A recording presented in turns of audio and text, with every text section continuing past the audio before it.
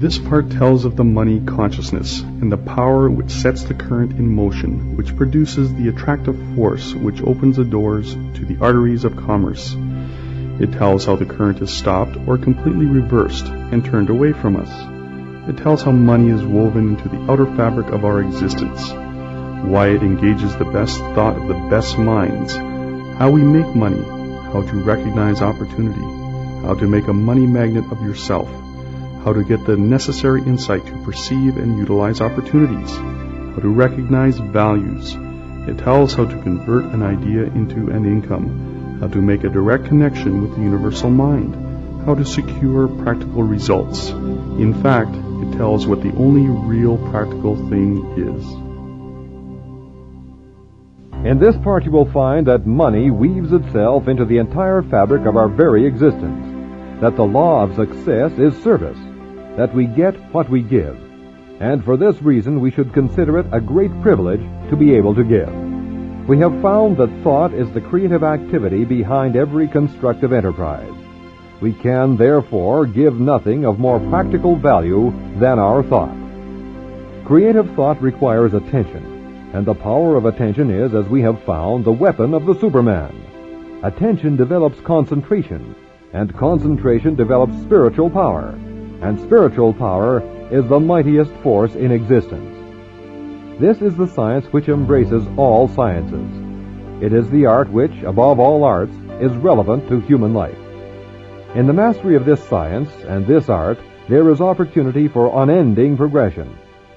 Perfection in this is not acquired in 6 days or in 6 weeks or even in 6 months. It is the labor of a life. Not to go forward is to go backward. It is inevitable that the entertainment of positive, constructive, and unselfish thoughts should have a far-reaching effect for good. Compensation is the keynote of the universe. Nature is constantly seeking to strike an equilibrium. Where something is sent out, something must be received, lest there should be a vacuum formed. By observance of this rule, you cannot fail to profit in such measure as amply to justify your effort along this line. The money consciousness is an attitude of mind. It is the open door to the arteries of commerce. It is the receptive attitude.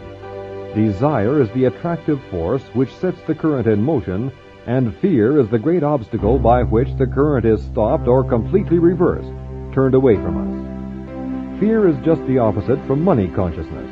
It is poverty consciousness. And as the law is unchangeable, we get exactly what we give. If we fear, we get what is feared.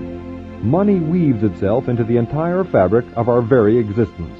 It engages the best thought of the best mind. We make money by making friends, and we enlarge our circle of friends by making money for them, by helping them, by being of service to them. The first law of success, then, is service, and this in turn is built on integrity and justice. The man who at least is not fair in his intention is simply ignorant. He has missed the fundamental law of all exchange. He is impossible. He will lose surely and certainly. He may not know it. He may think he is winning, but he is doomed to certain defeat. He cannot cheat the infinite. The law of compensation will demand of him an eye for an eye and a tooth for a tooth. The forces of life are volatile. They are composed of our thoughts and ideals, and these in turn are molded into form.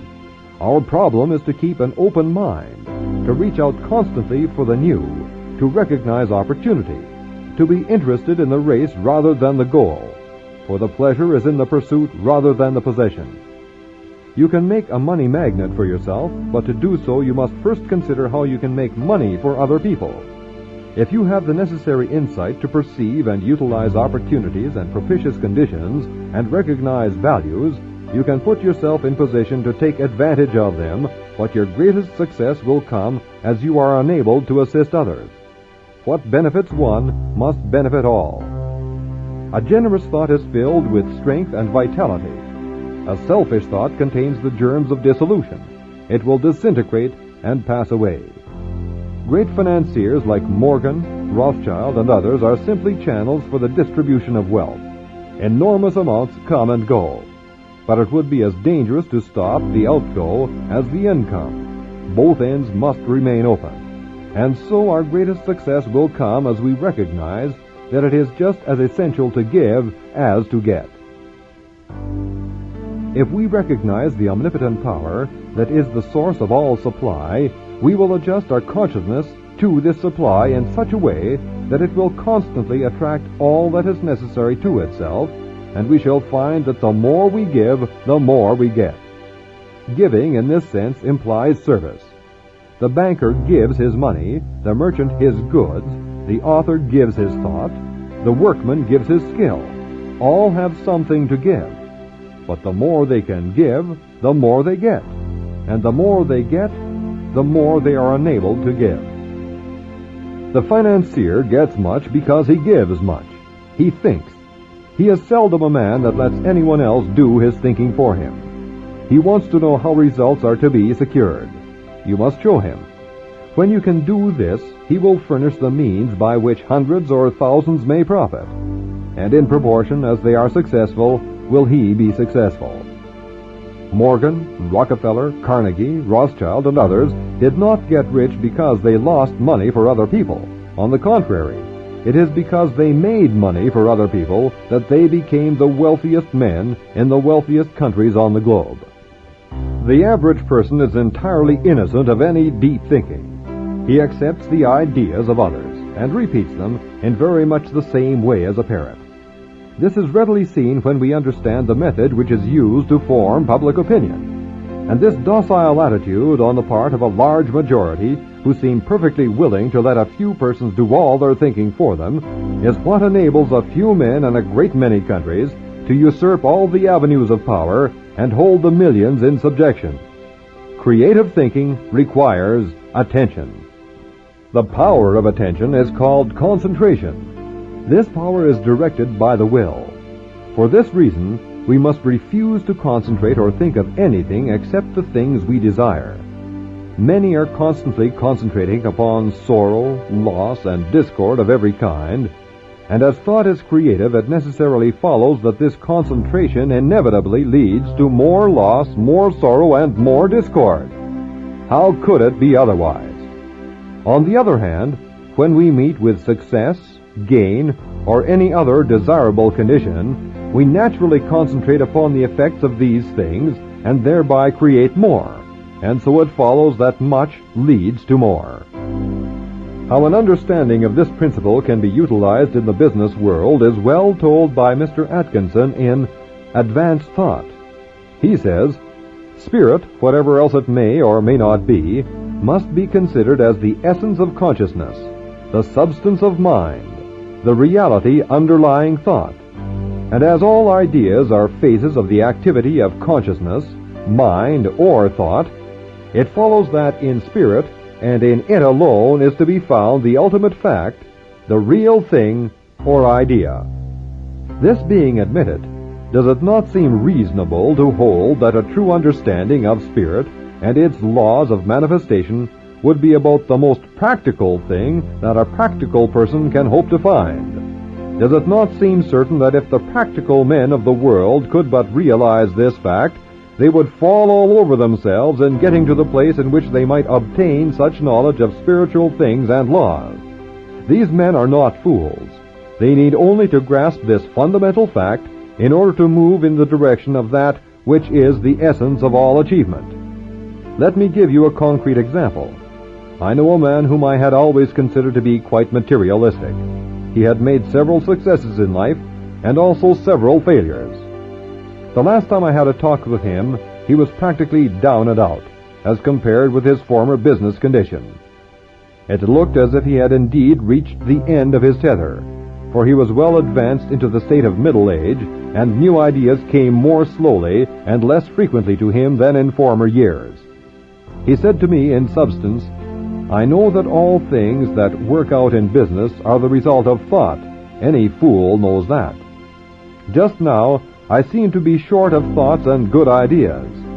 But if this all-mind teaching is correct, there should be possible to the individual the attainment of direct connection with infinite mind.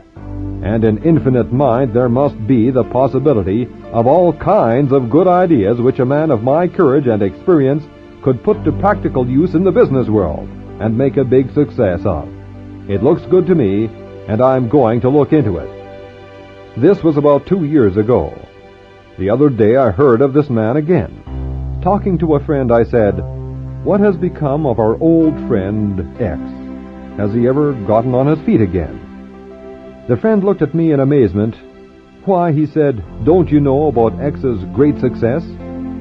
He is the big man in the whatever company." He named a concern which has made a phenomenal success during the last 18 months and is now well known by reason of its advertisements from one end of the country to the other and also abroad. He is the man who supplied the big idea for that concern. Why, he is about $500,000 to the good and is moving rapidly toward the million mark, all in the space of 18 months. I had not connected this man with the enterprise mentioned, although I knew of the wonderful success of the company in question.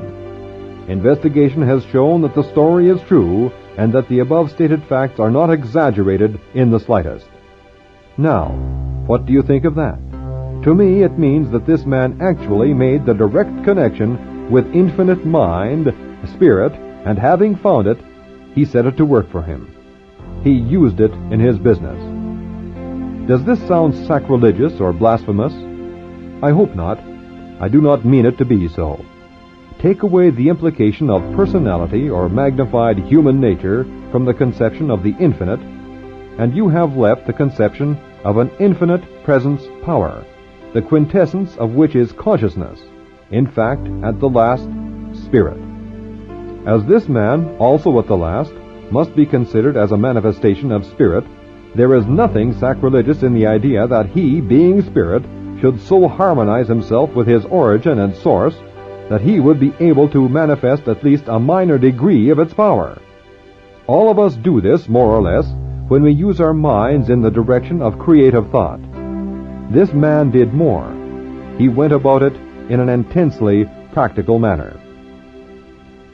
I have not consulted him about his method of procedure, though I intend doing so at the first opportunity, for he not only drew upon the infinite supply for the ideas which he needed, and which formed the seed of his success, but he also used the creative power of thought in building up for himself an idealistic pattern of that which he hoped to manifest in material form, adding thereto, changing, improving its detail from time to time, proceeding from the general outline to the finished detail.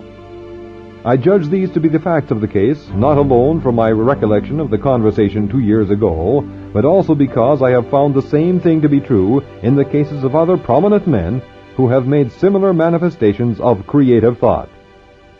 Those who may shrink from this idea of employing the infinite power to aid a man in his work on the material world should remember that if the infinite objected in the least to such a procedure, the thing could never happen. The infinite is quite able to take care of itself. Spirituality is quite practical, very practical, intensely practical.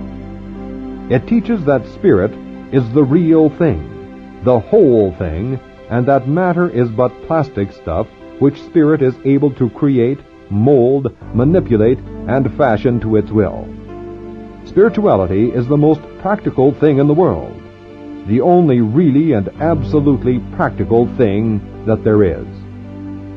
Now concentrate on the fact that man is not a body with a spirit, but a spirit with a body, and that it is for this reason that his desires are incapable of any permanent satisfaction in anything not spiritual. Money is therefore of no value except to bring about the conditions which we desire, and these conditions are necessarily harmonious. Harmonious conditions necessitate sufficient supply, so that if there appears to be any lack, we should realize that the idea or soul of money is service. And as this thought takes form, channels of supply will be opened, and you will have the satisfaction of knowing that spiritual methods are entirely practical. Francis Larimer Warner contributes these words: "We have discovered that premeditated, orderly thinking for a purpose matures that purpose into fixed form. so that we may be absolutely sure of the result of our dynamic experiment.